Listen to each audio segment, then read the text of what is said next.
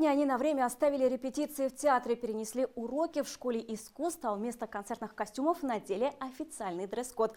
Повод есть. Государственные награды Татарстана сегодня получают деятели культуры. В преддверии Дня работника культуры высокие награды и звания получают мастера своего дела. Те, кто посвятил свою жизнь искусству. Их благодарит Рустам Миниханов. Культура является одной из важнейших основ общества, служит для укрепления нашей сплоченности, сохранения межнационального мира, согласия, вносит уникальный вклад в воспитание молодого поколения.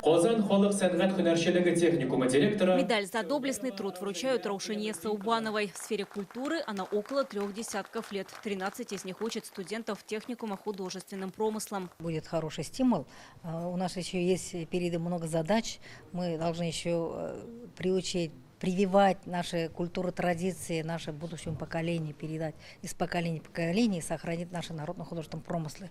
Заслуженным артистом сегодня стал солист балета оперного театра Антон Паладюк. В труппе он 16-й сезон. «Принц в Лебедином озере» и «Спартак» в одноименной постановке. Его любимые партии. Эта награда для меня это как итог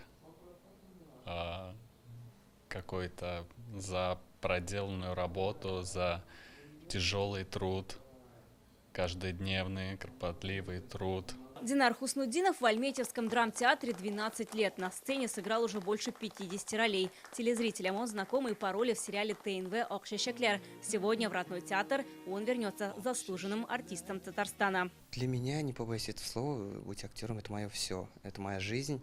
И я чувствую ответственность перед каждым выходом на сцену. Заслуженным артистом в свой день рождения стал и актер Камаловского Фанур Мухамедзянов. Служить в театре мечтал с детства. В этом году попробовал себя и на телеэкране. Сыграл главную роль в сериале «Алмаш» на нашем телеканале. Быть актером, признается, нелегко. Разные трудности, безусловно, там где-то получается, где-то не получается. Но когда уже с готовым результатом стою на сцене, это счастье. В музыкальном искусстве Александр Артемьев уже больше 40 лет. Начинал в симфоническом оркестре филармонии. Много лет проработал в оркестре оперного театра. А сегодня он передает свои знания детям в музыкальной школе. То, что оценили мою творческую жизнь, там, то, что я до сих пор еще занимаюсь там, по воспитанию подрастающего поколений, там, детей там, воспитываем, приобщаем там, к искусству.